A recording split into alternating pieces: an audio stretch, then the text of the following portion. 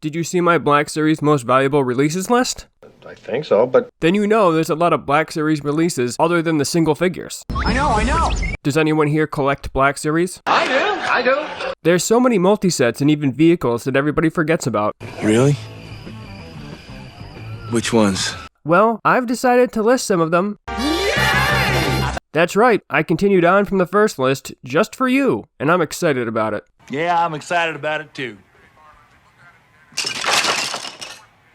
So let's check them out. Welcome to CKC, I'm Matt, and if you like Star Wars and Star Wars collecting, you're in the right place. Hit subscribe, like this video, and... hold on to your butts.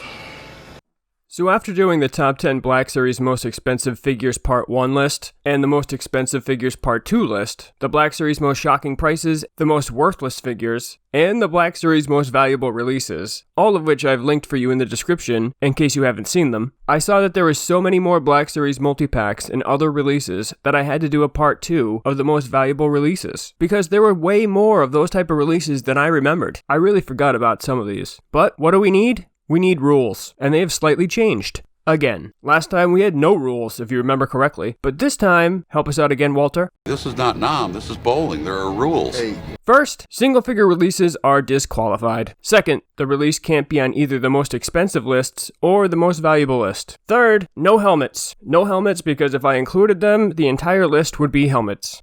And that's it! So we have a lot of stuff to go over, so let's begin. But first, honorable mentions. Honorable. The Black Series Speeder and Biker Scout, $67.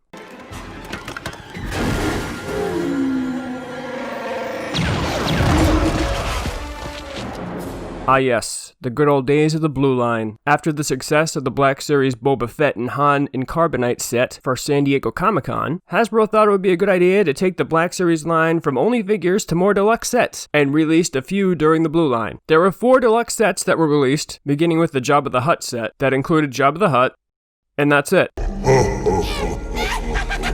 That's right, he came with nothing else. No Salacious Crumb, which is a crime in and of itself.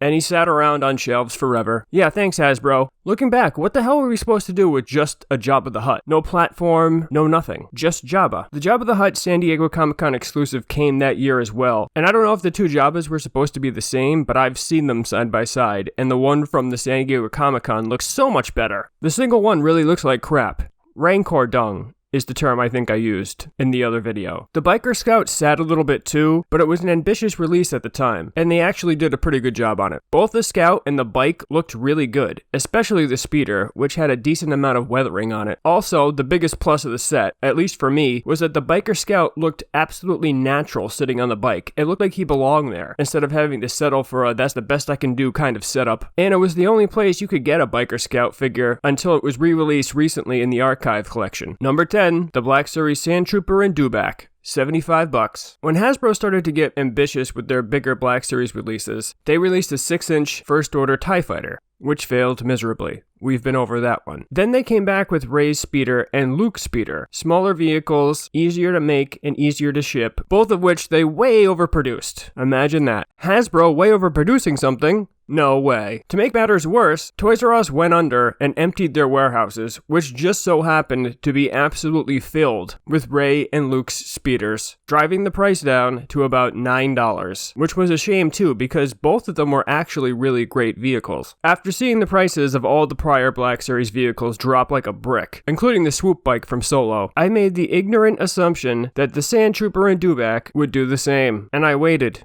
and waited, and waited, until I realized that, hey, this bad boy's price ain't dropping. I was also meh about it from the beginning, since to me, it represented all the computer-generated defecation George Lucas spray-farted all over the original trilogy after he saw Jurassic Park and what CG could do. There's not a single curse in that entire sentence, surprisingly. I mean, come on. That singing scene in Jabba's palace in Return of the Jedi, that was ridiculous. But it looks like they did an alright job both on the figure and on the Dewback itself, because they look great to me, except for maybe the weathering on the figure. That looks like they kind of slacked a little bit. But everyone else seems to really like this set, so it looks like I just missed out. Number 9, the Black Series Han Solo and Tauntaun Deluxe Set. I thought they smelled bad on the outside. After the Deluxe, Jabba the Hutt, and the Biker Scout, Hasbro released another line of Blue Line Deluxe sets, which included the Han and Tauntaun set from The Empire Strikes Back, one of my favorite Star Wars scenes of all time. It was also a very ambitious endeavor for Hasbro to do at the time, and it fared better than the Jabba the Hutt, that's for sure. However, even though it looked awesome aesthetically initially, collectors had some complaints about the figures, especially the Tauntaun. The scale was good, but it felt cheap and the articulation was lacking. But overall, the set came with some cool Hoth accessories, like the macro binoculars that Han Solo uses to scan Hoth, looking for Luke. And it is a great collector's piece nowadays. The Empire Strikes Back Hoth Han and the Tauntaun have yet to be released separately or again, which is a surprising decision for the repack-happy Hasbro. I mean, it is the 40th anniversary of Empire Strikes Back, right? I think we might be due for some Hoth figures in the new Phase 4 boxes. What do you think? But the Han Solo in Hoth gear has been rumored to be in the Black Series archive collection for next year, and I wouldn't mind an updated Tauntaun. What do you say, Hasbro? Number 8, the Black Series Amazon exclusive Stormtrooper 4-pack, $89.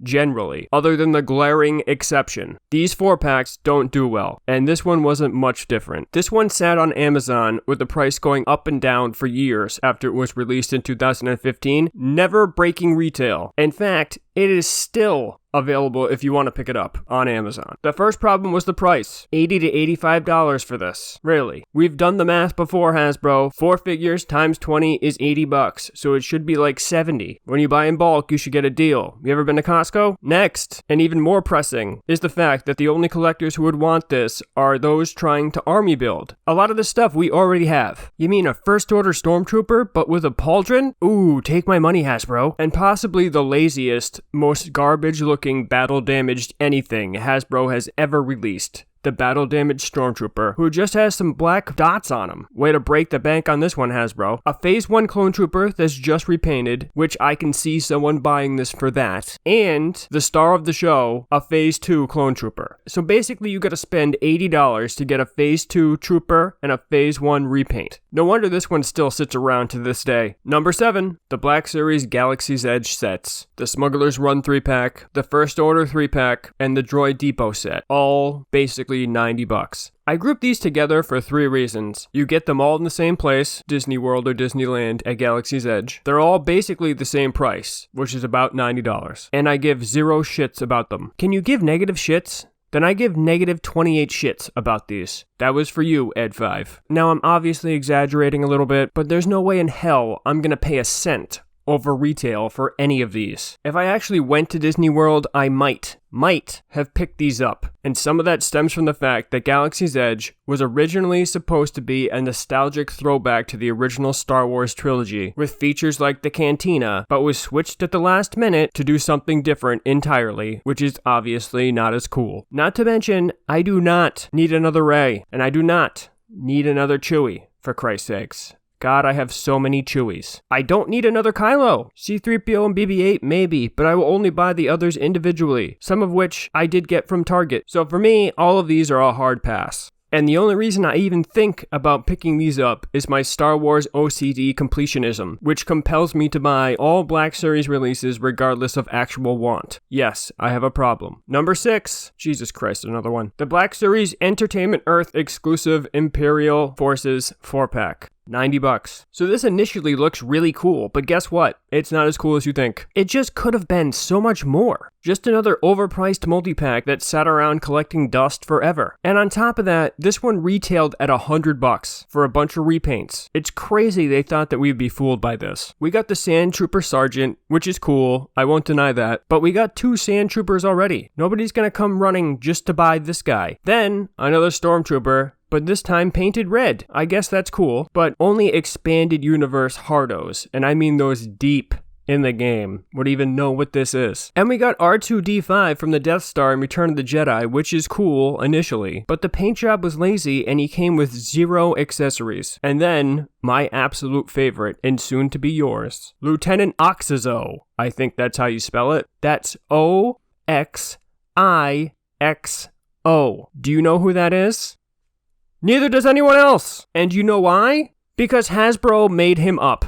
I shit you not. He's canon since this release, but he is Hasbro's creation. And could you make it harder to say? How do you even say this?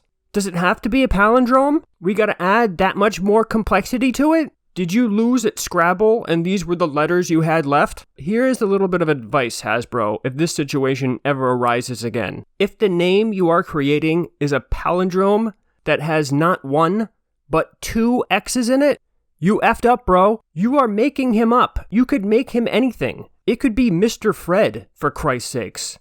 But you go with Lieutenant Oxazo. And that's what I think it is. It could be something else. I don't know how to say it. How about next time we go with Dr. Bob Zakafruda-Vianchan-Vanchinski? Holy Christ. Number 5.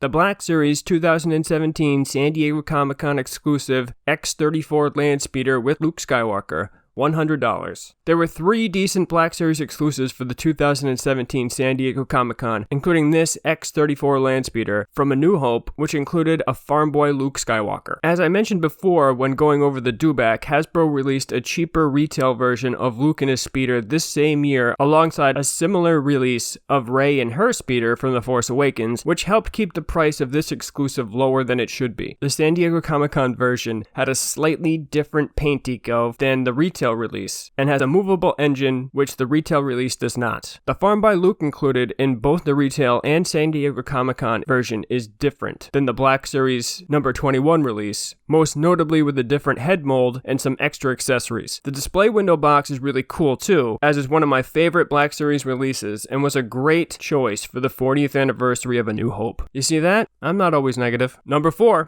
The Black Series Luke Skywalker and Wampa Deluxe Set, 110 plus. Steady, girl. Hey, what's the matter? You smell something? This one accompanied the Han and the Tauntaun set in the last wave of the deluxe sets back during the Blue Line, and is probably the best of the 4. The Wampa itself was actually pretty well done and looked very much like the Wampa on screen, but the blood on its mouth looked a little half-assed. His arm comes off too, so you can recreate the scene from the movie where Luke slices his arm off. The Luke figure wasn't as good as the Wampa, but it was a decent likeness to Mark Hamill before we had photoreal technology for faces, and had the facial injuries that Luke received from the Wampa's knockout blow, and comes with a stand so you can hang Luke upside down. Hasbro has a new Wampa coming out for the 40th anniversary of Empire Strikes Back, which looks awesome, and will be available to buy or for pre-order at Hasbro Pulse's online convention on the 25th and 26th of September. So don't forget, the Luke figure never got an individual 6-inch Black Series release. However, recently it's been rumored that it will be part of the Black Series archive collection next year alongside the Han Solo Hoth figure. Number 3. The Black Series Toys R Us exclusive Cantina Showdown, $115. Sorry about the mess. Hey Han, do you got one of these? I don't have it with me. Did you have to pay scalper prices for it? Do you think I had a choice? Do you think I can have it? For my dead body.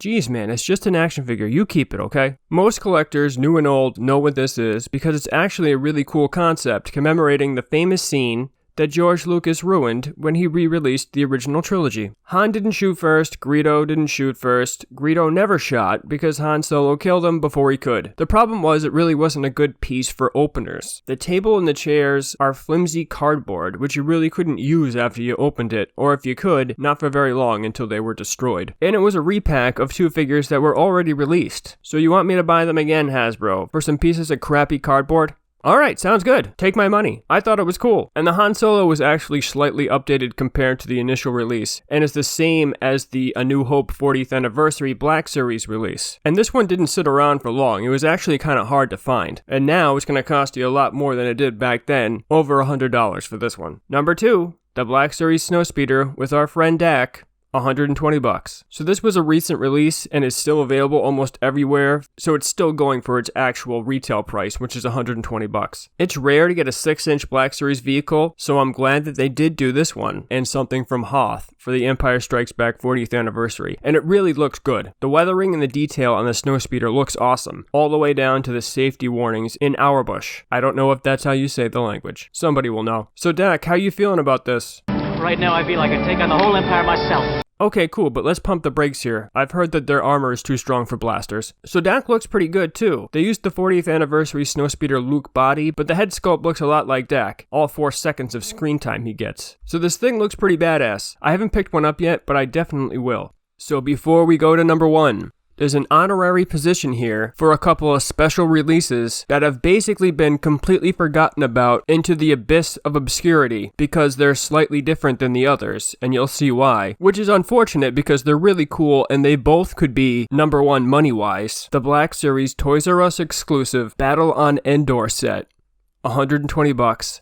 And the Black Series Toys R Us and San Diego ComicCon 2015 exclusive Jabba's Rancor Pit, $160. Yes, there used to be a 3.75-inch Black Series line. Can you imagine that? And then Walmart killed it. The line lasted a few years until Walmart got the exclusive rights to sell it, and it was all downhill from there. No one could find the figures, it was a complete disaster. The figures weren't generally available online, and if one you were looking for did pop up online, it was sold out in minutes. And even if you could find them in store, what was hanging on the pegs were figures from 2 waves ago. It was crazy. The figures didn't hit stores until 8 or 9 months after they were released. And at that point, no one was looking for those particular figures anymore. It was a mess. But during that time, before Walmart's exclusivity, 2 awesome sets hit Toys R Us, which have been pretty much forgotten into obscurity. The first release was the Battle on Endor set, which was first seen at the 2014 San Diego ComicCon, and was available at Toys R Us later that year. Basically, it's a set full of repacks. Most of the figures were repaints from older vintage collection figures. Everyone except Princess Leia, who was from the Saga collection. The AT-ST was also a vintage collection repack, but you have to remember that the vintage collection had ended a few years before this, so collectors hadn't seen some of this stuff in a long time. The next year, Hasbro followed this up with an even better set, in my opinion, with the Rancor Pit. I remember seeing this in person for the first time in Toys R Us, and I ran and tackled it like I was a kid at Disney World who saw Mickey for the first time. Hasbro put a little more thought into this one and what to include, as some of the figures inside were sought after at the time, and they improved most of them with some repaints. The Rancor himself was from a Target exclusive set from the Legacy collection in 2008, which still commands a pretty high price today. Jabba was an original mold, and is probably the best 3.75-inch representation of him ever made. Both of these sets, especially the Rancor set, were awesome, but have been forgotten about since they're not 6-inch scale. The Battle on Endor set itself used to command a lot of money. I've seen it as high as $250. Number 1. The Black Series Toys R Us exclusive Astromech 3-droid set, $120. In 2016, a set of 3 astromech droids who accompanied 3 Rebel Alliance pilots during the Battle of Yavin in Star Wars A New Hope was released. The set was a Toys R Us exclusive, and only released in the US, which pissed off and is unfair to the international collectors, by the way. But it looked really cool, and it included 2 R2 units, which are obviously just repaints of R2-D2, and an R5 unit for the first time in the Black Series line. R2-F2 accompanied Biggs Darklighter, R2-A3 accompanied our boy Wedge, and R5-K6 accompanied the Red Leader X-Wing Starfighter. This set was released after the Entertainment Earth exclusive Imperial Forces set earlier on this list, which also included an R2. But the R2 units in this set actually came with the R2 accessories, unlike the R2 unit in the Imperial Forces set. R5K6 was the first R5 unit in the Black Series line, being released slightly before the Black Series R5D4, the GameStop exclusive 40th anniversary figure for A New Hope. A second Astromech 3-pack, which is an Amazon exclusive, was released recently, which actually includes R2-D2, and is still actually available on Amazon right now. Which ones do you have? Which ones do you like or dislike? How did you get yours? Do you have either of these 3.75-inch sets, and what do you think of them? Let me know in the comments. Thank you for watching, please don't forget to like and subscribe, and happy hunting out there!